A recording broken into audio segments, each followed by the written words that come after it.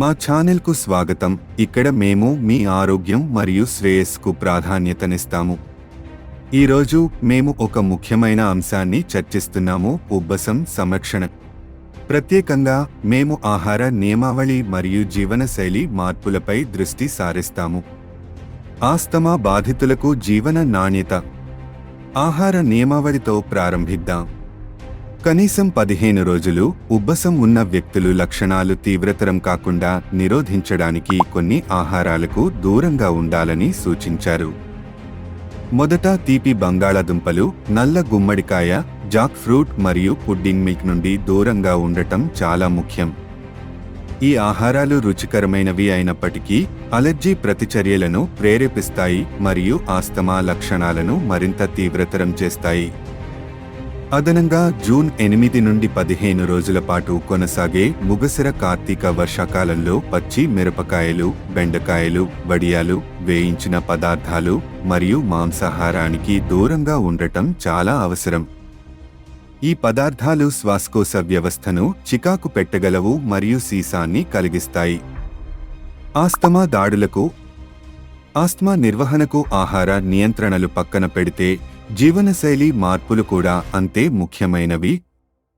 ధూమపానం మరియు మితిమీరిన లైంగిక వ్యసనానికి దూరంగా ఉండటం మంచిది, ఎందుకంటే ఈ చర్యలు ఆస్తమా లక్షణాలను తీవ్రతరం చేస్తాయి.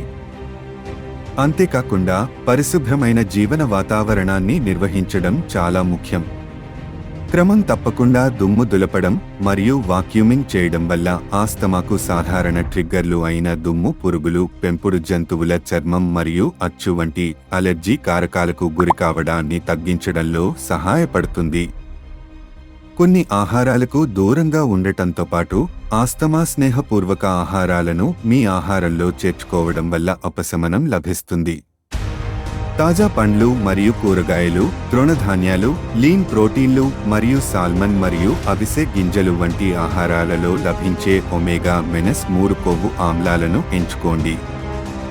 వాస్తవానికి మీ ఆరోగ్య సంరక్షణ ప్రదాత యొక్క సిఫార్సులను అనుసరించడం మరియు సూచించిన విధంగా సూచించిన ఆస్తమా మందులను తీసుకోవడం కొనసాగించడం చాలా అవసరం. ఈ మందులు వాపును నియంత్రించడంలో మరియు ఆస్తమా దాడులను నిరోధించడంలో సహాయపడతాయి. ముగింపుగా, ఆరోగ్యకరమైన ఆహార నియమావళికి కట్టుబడి జీవనశైలిలో మార్పులు చేసుకోవడం మరియు వైద్య సలహాలను అనుసరించడం ద్వారా ఉబ్బసం ఉన్న వ్యక్తులు వారి పరిస్థితిని సమర్థవంతంగా నిర్వహించవచ్చు మరియు సంతృప్తికరమైన జీవితాన్ని గడపవచ్చు.